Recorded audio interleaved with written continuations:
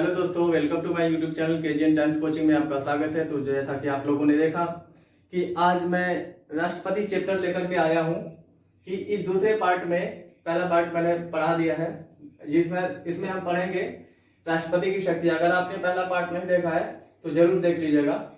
बहुत सारे ऐसे पॉइंट जो ऑब्जेक्टिव आते हैं, राष्ट्रपति की जो बेसिक डिटेल है उसमें मैंने कंप्लीट करा दिया पिछले वीडियो में। आज हम पढ़ेंगे राष्ट्रपति की शक्तियां। इसमें राष्ट्रपति में जो अलग अलग पावर्स है उसमें मैंने लिखा है, और इस तरह से टेबल फॉर्म में हम लिख करके सजा कर लिखेंगे तो सारे के सारे हमें याद हो जाएंगे। तो मेरा उद्देश्य ये है केवल कि वीडियो बना देना, ऐसा नहीं है। मेरा उद्देश्य ये है कि अगर आप देखते हैं तो आपको याद होना चाहिए और आपको ज्ञान होना चाहिए और एग्जामिनेशन में आप अच्छे से बनाकर आना चाहिए। चलिए शुरू करते हैं दोस्तों। राष्ट्रपति की शक्तियां। मैंने आपको बताया था पिछले वीडियो में कि राष्ट्रपति महोदय जो है वो भारत के सर्वे सर्वा है, यानी सबसे बड़ा पोस्ट जो भारतीय कार्यपालिका को अगर दिया गया है तो राष्ट्रपति को दिया गया है। तो इसके नाते बहुत सारी शक्तियां दी गई हैं, जैसे कार्यपालिका शक्ति, विधायी शक्ति, वित्तीय शक्ति, न्याय शक्ति, सैन्य शक्ति, आपात शक्ति, वीटो शक्ति, स्वविवेक शक्ति। तो ये शक्ति से जो जुड़े है क्वेश्चन आते हैं वो जरूर है, उसी पे हम लोग समझने की प्रयास करेंगे। सबसे पहले कुछ बेसिक चीजें। अनुच्छेद 53 में कहा गया है कि राष्ट्रपति अपने शक्तियों का प्रयोग कैसे करेंगे। तो राष्ट्रपति की शक्तियों का वर्णन कुछ हद तक 53 में मिलता है, और जिसमें कहा जाता है वे उन शक्तियों का प्रयोग स्वयं या अपने अधीनस्थों के माध्यम से करेंगे।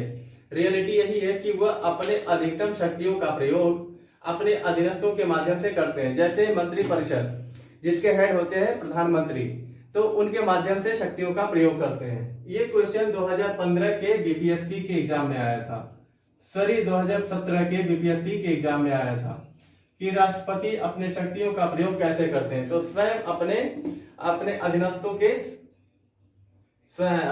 से करते हैं। तो चलिए हम राष्ट्रपति की शक्तियों के क्रम से पढ़ते हैं। सबसे पहले आते हैं कार्यपालिका संबंधी शक्ति कि राष्ट्रपति को कार्यपालिका के रूप में कौन कौन शक्तियां प्राप्त है। ठीक है, तो सबसे पहले हम आते हैं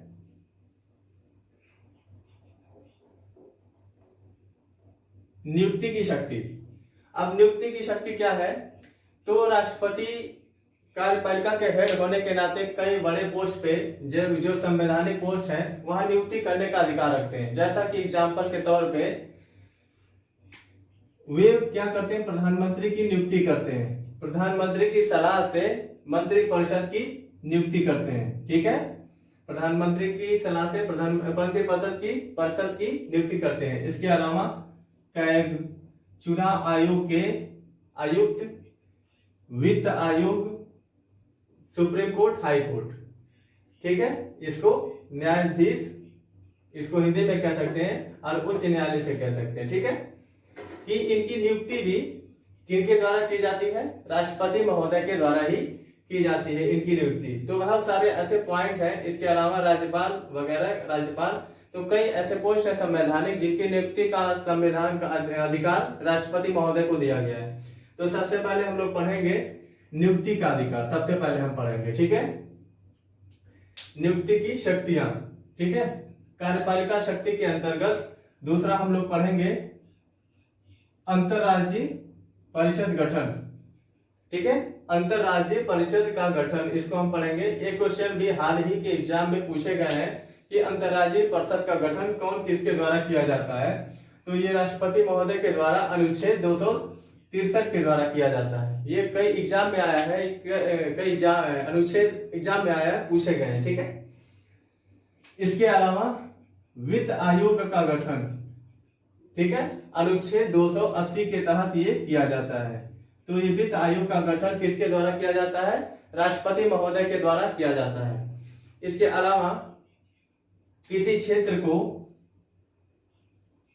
अनुसूचित क्षेत्र घोषित करना, ठीक है, कि अनुसूचित क्षेत्र घोषित करना, यह राष्ट्रपति महोदय का भी कार्य करता है। जैसे कोई क्षेत्र जनजाति क्षेत्र होता है, अनुसूचित जाति क्षेत्र होता है, तो कौन सा क्षेत्र अनुसूचित जाति क्षेत्र होगा, इसका घोषणा स्पेशली राष्ट्रपति के द्वारा ही की जाती है। और फिर उस क्षेत्र के लिए अलग से एक व्यवस्थित तांत्रिक का व्यवस्था किया जाता है। ठीक है, इसके अलावा एससी आयोग, एसटी आयोग, ओबीसी आयोग का गठन भी राष्ट्रपति ही करते हैं। ठीक है, तो कार्यपालिका शक्ति में हम बहुत ही पॉइंट वाइज पढ़ेंगे। 4-5 शक्ति महत्वपूर्ण है।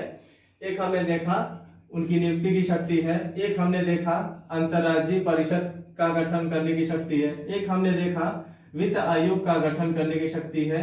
यह वही वित्त आयोग है जहां से बहुत सारे क्वेश्चंस पूछे जाते हैं। हाल ही में बिहार के दरोगा के एग्जाम में 2 क्वेश्चन इससे पूछे गए थे मेन से।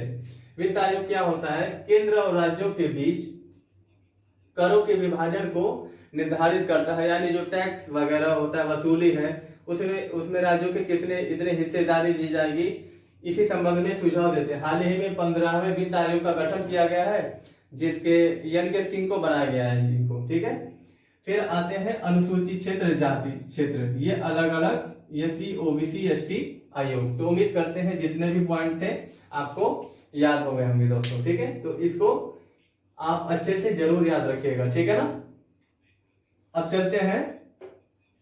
अब इतना हमारे अंडर में आ गया, अब हम अगले नेक्स्ट नंबर की तरफ चलते हैं। विधायी शक्ति। विधायी शक्ति क्या होता है? विधेयक बनाने की शक्ति। कोई बिल जो पास होता है, जो संसद में पार्लियामेंट में किसी प्रकार का इनको पेश किया जाता है, फिर उसे धीरे धीरे करके पास किया जाता है। उस क्रमिक श्रृंखला में राष्ट्रपति किस प्रकार का शक्ति मिला, उसी को हम पढ़ते हैं विधायी शक्ति के अंतर्गत। ठीक है, आइए दोस्तों देखते हैं इसको। तो सबसे पहले संसद का अभिन्न अंग। ठीक है, क्या है? संसद का अभिन्न अंग। हमारे राष्ट्रपति महोदय जो होते हैं वो संसद का क्या होते हैं? अभिन्न अंग होते हैं। जैसे आपने पढ़ा होगा कि संसद का 3 अंग होंगे, लोकसभा, राज्यसभा और राष्ट्रपति। तो इस तरह से राष्ट्रपति जो है वो संसद के एक प्रकार के मेंबर है, अभिन्न अंग है। दूसरा, कोई बिल एवं हस्ताक्षर के बाद, कोई बिल या विधेयक भी कह सकते हैं। ठीक है, कोई बिल एवं हस्ताक्षर के बाद क्या कर सकते हैं वो, उसके बाद ही पारित माना जाता है। ठीक है, दैट मीन्स अगर कोई बिल लोकसभा में पेश हो रहा है और लोकसभा से पास होकर के राज्यसभा में जा रहा है, या राज्यसभा से पास होकर के लोकसभा में जा रहा है, तो जब तक फाइनली उस पर राष्ट्रपति महोदय के हस्ताक्षर नहीं होते हैं, सिग्नेचर नहीं होते हैं, तब तक कोई बिल पारित नहीं माना जाता। यहाँ 2 कंडीशन आपको ध्यान रखना है। कुछ बिल ऐसे होते हैं जहां पे राष्ट्रपति महोदय को बिल पे पहले साइन करना होता है, और कुछ बिल ऐसे होते हैं जहां पे राष्ट्रपति महोदय को बाद में साइन करना होता है। तो यहाँ से भी क्वेश्चन बन जाते हैं। एग्जाम्पल के तौर पे मैं 2-4 बताऊंगा, उसको आप याद रखिएगा। वो बिल जिन पर पहले साइन करते हैं, जैसे संविधान संशोधन विधेयक, वहां पहले साइन किया जाता है। संचित निधि से धन निकालने की संबंधित विधेयक, और ये जो धन विधेयक होता है उसमें ये कुछ ऐसे बिल होते हैं जहां पर राष्ट्रपति महोदय पहले हस्ताक्षर करते हैं। तो इस तरह से कोई भी बिल राष्ट्रपति के हस्ताक्षर के बाद ही पारित माना जाता है। तो यहाँ से 2 महत्वपूर्ण शक्ति हो गई विधायक शक्ति। तीसरा, विधायक शक्ति में हम लोग पढ़ेंगे अनुच्छेद 123 अध्यादेश जारी करने का। इसके तहत अध्यादेश जारी करने की शक्ति है। तो मैंने अनुच्छेद चैप्टर में आपको पढ़ाया है कि कोई भी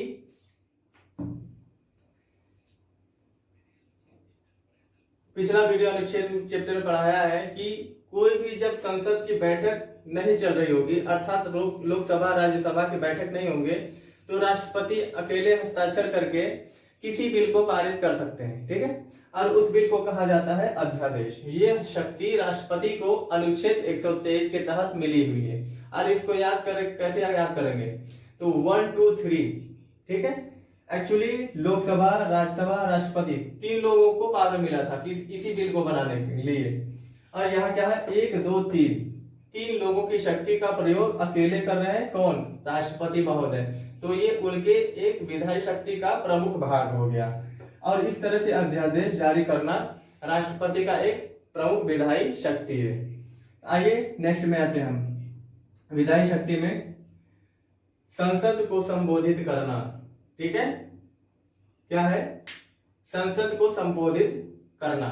ठीक है, अब इसमें क्या है? लोकसभा के चुनाव के पहले बैठक हो या प्रतिवर्ष वित्तीय वर्ष के पहले ही बैठक हो, क्या होता है? राष्ट्रपति महोदय संसद में जाकर के भाषण देते हैं और संसद को संबोधित करते हैं। तो ऐसे में संसद को संबोधित करना भी राष्ट्रपति महोदय का एक विधायी शक्ति है। इसके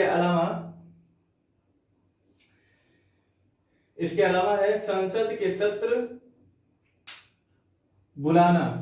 सत्र बुलाना, सत्रावसान करना या लोकसभा को भंग करना। ठीक है, अब इसमें क्या है दोस्तों,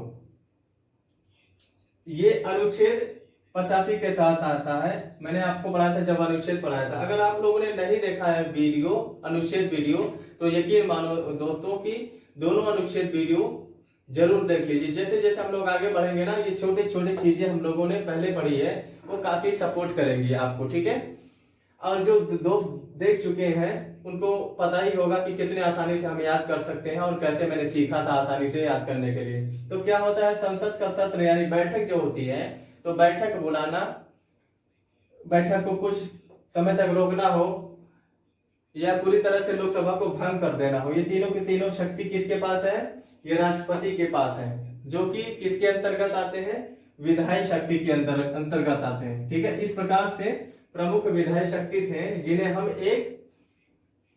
जिसे हम एक बॉक्स में कवर करके देख सकते हैं। ये विधायी शक्ति है जो राष्ट्रपति के पास है। ठीक है, अब आते हैं हम लोग वित्तीय शक्ति के पास। तो वित्तीय शक्ति क्या होते हैं, तो पैसे से जुड़े हुए जो पावर राष्ट्रपति महोदय को प्राप्त है, उन पावर्स को क्या कहेंगे, वित्तीय शक्ति कहेंगे। तो इसमें सिर्फ 2-3 पॉइंट याद रखने हैं सिर्फ, जैसे धन विधेयक पर राष्ट्रपति की सहमति पूर्व में ही हो। ठीक है, ठीक है, धन विधेयक पर राष्ट्रपति की सहमति पूर्व में ही हो। ठीक है, तो हाल ही में आपको बताया था जस्ट 2 मिनट पहले अभी कि धन विधेयक वो विधेयक होता है कि जिस पर राष्ट्रपति महोदय बिल को पेश होने से पहले सहमति देते हैं। तो धन विधेयक राष्ट्रपति महोदय ही अपने सहमति के बाद लोकसभा में पेश करते हैं। यहाँ से 2-3 क्वेश्चन बनते हैं कि धन विधेयक सदैव लोकसभा में पेश होते हैं, राज्यसभा को मात्र 14 दिन का समय मिलता है, और धन विधेयक कोई विधेयक, धन विधेयक इसकी घोषणा इसकी सिर्फ लोकसभा अध्यक्ष करते हैं। तो ऐसे में क्या होता है, राष्ट्रपति महोदय पहले ही साइन करते हैं। इसके अलावा वित्तीय शक्ति में आकस्मिक निधि है। ठीक है, मैंने ये दोनों चीजें अनुच्छेद में बताई थी कि आकस्मिक निधि जिस पर पूरी तरह से राष्ट्रपति महोदय का अर्थात कार्यपालिका का नियंत्रण होता है। अब ये याद करने के लिए धन विधेयक हमारा संविधान के जो हमारा ये अनुच्छेद है उसमें हम लोग देखे थे, इसको पढ़े थे, और ये आकस्मिक निधि को हमने पढ़ा था कि 267 अनुच्छेद के तहत आकस्मिक निधि का प्रबंध भारतीय संविधान में किया गया है और 266 के तहत संचित निधि का प्रयोग किया गया है। इसके अलावा हम लोग देखें इस वित्तीय शक्ति के अंतर्गत, तो प्रत्येक वर्ष, ठीक है, क्या है, प्रत्येक वर्ष अनुच्छेद 112 के तहत, ठीक है, प्रत्येक वर्ष अनुच्छेद 112 के तहत राष्ट्रपति महोदय सरकार को वार्षिक वित्तीय विवरण संसद में पेश करने का अनुमति देती है। इसी के तहत जो संसद में जो वार्षिक वित्तीय विवरण होता है उसी की बोलचाल की भाषा में बजट कहते हैं। हालांकि यहाँ पे बजट वर्ड नहीं बल्कि वार्षिक वित्तीय लेन देन वर्ड का यूज किया गया है।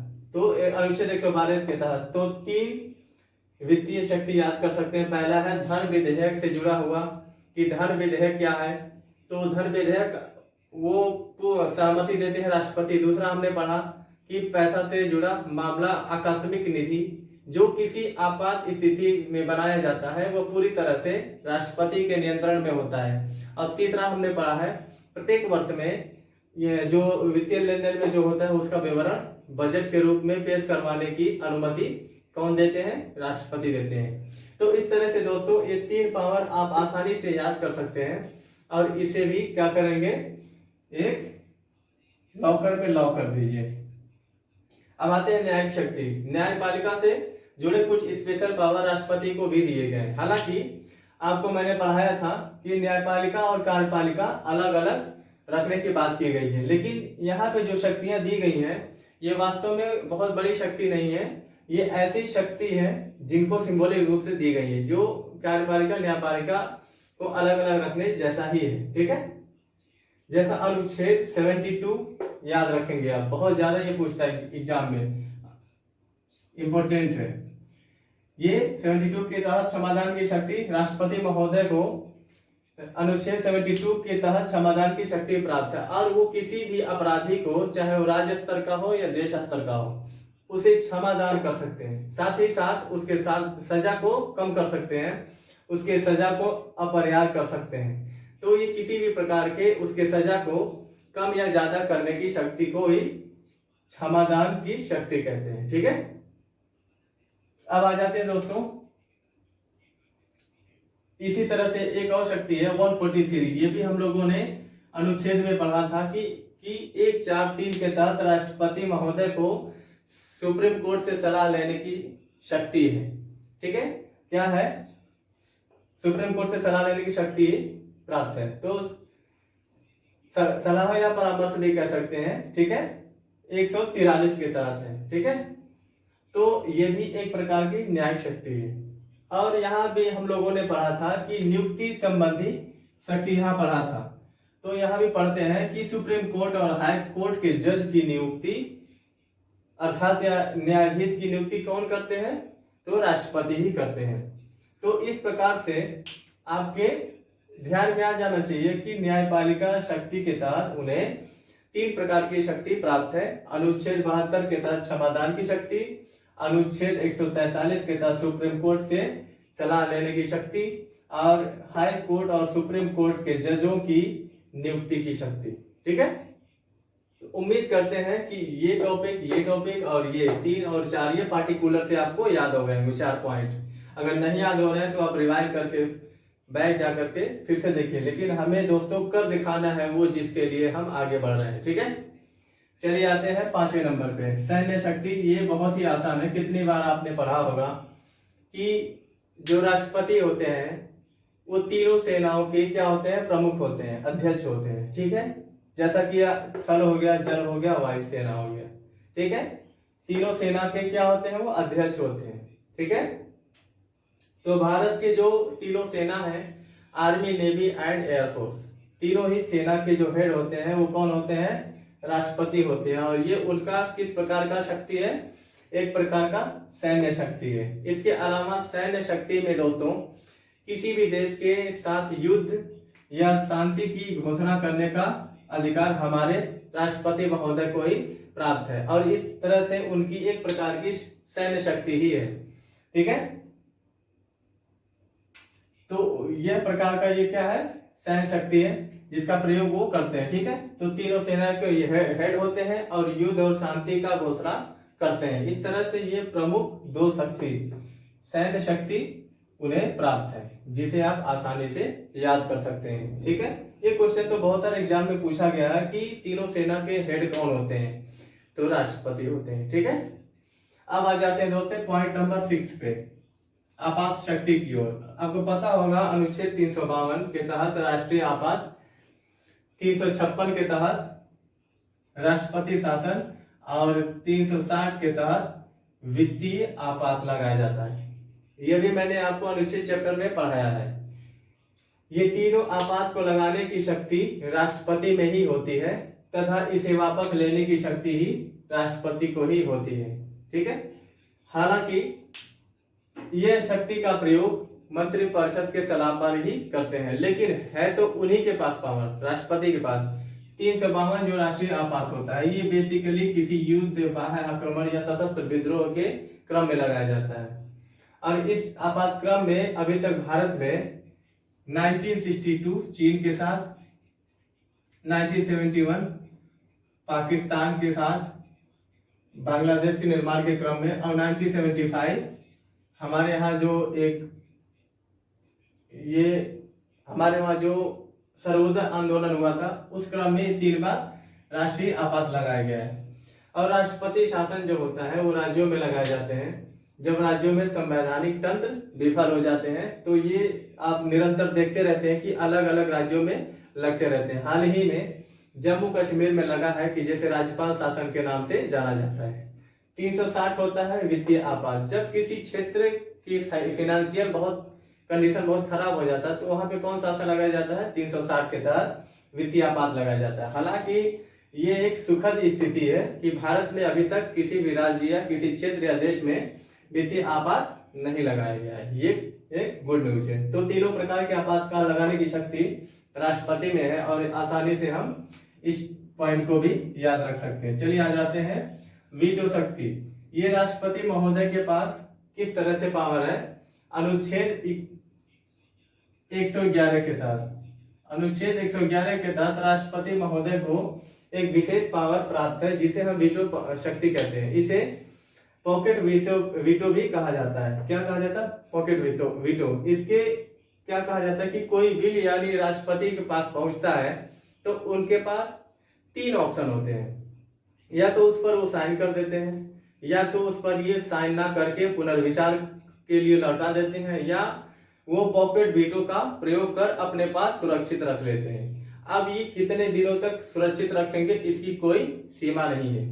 इस प्रकार वो किसी बिल पर पॉकेट वीटो लगाकर उसे अपने पास रख लेते हैं और बिल अब लंबे समय तक बैठा का बैठा रह जाता है, अर्थात पारित नहीं हो पाता है।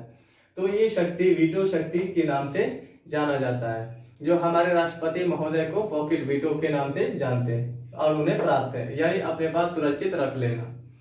अब लास्ट आते हैं दोस्तों स्व विवेक की शक्ति। स्व विवेक की शक्ति में क्या होता है? तो स्व विवेक की शक्ति यह होती है कि कुछ ऐसे कंडीशन भारतीय संविधान में बनाए गए कि यदि उस समय के राष्ट्रपति में सहायता करने वाला कोई ना हो तो राष्ट्रपति स्वयं ही यह निर्णय ले कि इस कंडीशन में क्या किया जाए। और इसी शक्ति को क्या कहा जाता है? स्व विवेक की शक्ति। जैसे एग्जाम्पल के तौर पे यदि लोकसभा का चुनाव हुआ और किसी भी दल को पूर्ण बहुमत नहीं मिला या फिर किसी भी गठबंधन को पूर्ण बहुमत नहीं मिला, तो ऐसे कंडीशन में किसे राष्ट्रपति चुना जाए, किसे प्रधानमंत्री चुना जाए, ये राष्ट्रपति महोदय को ही तय करना होगा। और उस दल को या उस व्यक्ति को प्रधानमंत्री चुनते हैं जिसमें उनको लगता है कि ये अधिक से अधिक क्षमता है अपने सीटों को यानी बहुमत को प्राप्त करने की। तो इस प्रकार से यहाँ पर वो स्वविवेक का प्रयोग करते हैं। तो इसके अलावा कई बार किसी दल के बहुमत समाप्त हो जाने पर, यदि संसद में लोकसभा में बहुमत समाप्त होने पर उसका विघटन हो जाता है, तो उस कंडीशन में भी राष्ट्रपति कुछ स्वविवेक शक्ति का प्रयोग कर सकते हैं। तो ये स्वविवेक की शक्ति या अन्य शक्ति के रूप में जाने जाते हैं।